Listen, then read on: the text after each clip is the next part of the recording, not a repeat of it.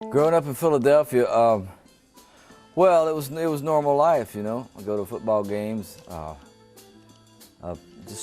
wasn't very good at sports. It wasn't in my heart. I would get in the middle of a game, and I'd start thinking about a guitar lick, and I'd just leave.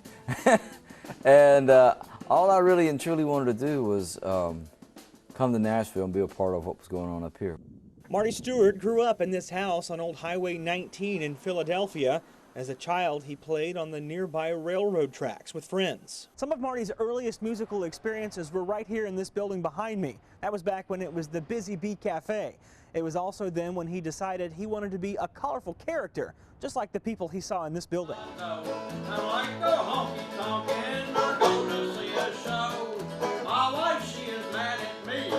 Oddly enough, the first two records I ever owned in my life was a Flatt and Scruggs record and a Johnny Cash record. And that was the only two jobs I ever had. I came up here for a weekend and got a job.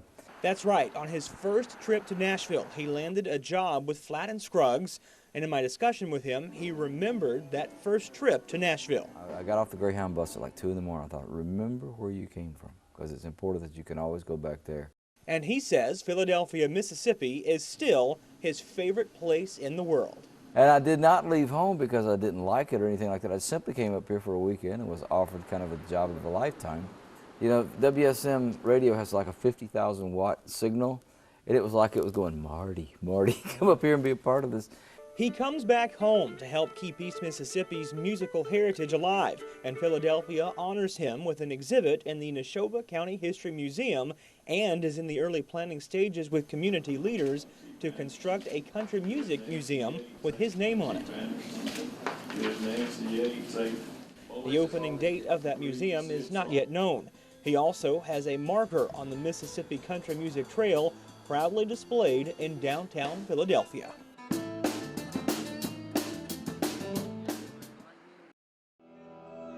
Marty Stuart grew up listening to country music and wanting to be part of that world. I used to watch it on television, country music, listen to it on the radio and in my record player, and I got to see it usually once a year at the Neshoba County Fair. They would bring in country artists, and at the Choctaw Fair, people would come from time to time. On television, it was the Porter Wagoner Show. On the record player, it started with Flatt and Scruggs and Johnny Cash, and that was the start of putting himself into the country music world. It just kind of fit. Playing just kind of worked in my hands. It was here in Philadelphia where Marty Stuart taught himself to play the guitar and the mandolin. Then he took his talents to Nashville. So we came to Music City, USA. That's Nashville, Tennessee, to put ourselves in Marty Stuart's world. You'll be happy to know that around town, the only face we've seen more than his is that of country legend Dolly Parton. In fact, his face marks the Country Music Hall of Fame and the historic Grand Ole Opry House in Nashville. Walking around Nashville, we visited the Ryman Auditorium, among other places. We got to sit in on a taping of the Marty Stuart Show's 100th weekly episode while in Nashville, a show he uses to hold on to the flair of traditional country music. On this day, he tried out a new song on the crowd. How have you been?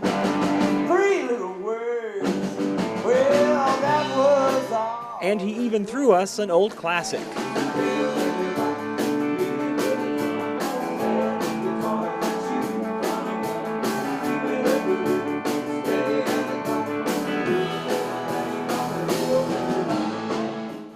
His show features traditional country music with his own band and with country music songbird Connie Smith. On this day, Marty's special guest was Rock and Roll Hall of Famer Roger McGuinn, the lead singer of the Byrds.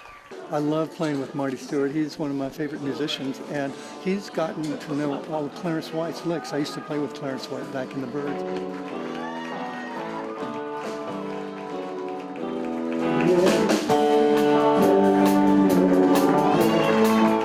You notice the Marty Stuart Show is a jam session each week. Yes, each week. So how does he keep things lively? Well, I've always thought if somebody gets bored, it's a personal problem. I don't have time to get bored. I keep my life jumping. I get up every day like a kid.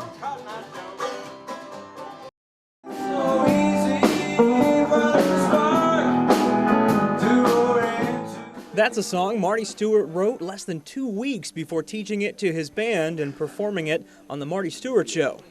So it starts like, how have you been? Songwriting is the hardest thing in the world to explain. I think Hank Williams probably gave the best answer that ever was, that I ever heard about it. Somebody asked him about writing songs. He said, Hoss, I don't write them. God writes them and I just hang on to the pen. In heaven, heaven, heaven, heaven, heaven. He says he has awakened with new songs in his head and has even stopped in traffic to write them down. He also spoke of dealing with something many artists have dealt with. Eventually, a point is reached when radio just stops playing your music. When I was with Lester Flatt's band, they had been in business since 1949 and hadn't had a hit in a long time. When I was in Johnny Cash's band, he'd been in business since 1955, hadn't had a hit in a while, and it didn't matter one bit. So with no feelings of discouragement, he keeps on doing what he loves. I got a 1996 Cadillac that is paid for. It drinks regular gas. I got that Telecaster guitar. I got some cool cowboy boots, some cowboy clothes, a TV show, and I'm married to Connie Smith. I got $15 in 2 different banks. I'm happy. Well, when we got here a little bit earlier today, Marty told us we could kind of walk around and enjoy the place. And we're walking down here by the dressing rooms, and there's Connie Smith's dressing room. So I want to knock on the door and see if she's in there. Let's see if she'll talk to us. Hey.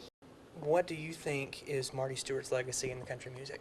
The things I keep hearing is that he's saving country music, but he's also, Marty is such a connoisseur of every kind of music. He's a Renaissance man, if there ever was one.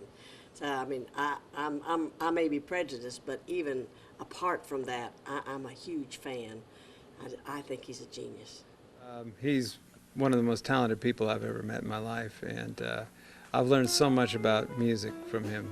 Marty understands the past because he was with Lester Flatt at 13 years old. He learned from the very best of the best, around Bill Monroe, Lester Flatt and those guys. Then he had his big career of his own, and he's the tie to the past, present, and future. It's onwards and upwards. We got these new suits. We're ready to get on the bus tonight. Come on and go with us. And that bus has taken Marty Stuart all the way from Philadelphia to the historic Ryman Auditorium in Nashville. And every once in a while, that bus still comes back home to Philadelphia, Mississippi. There's a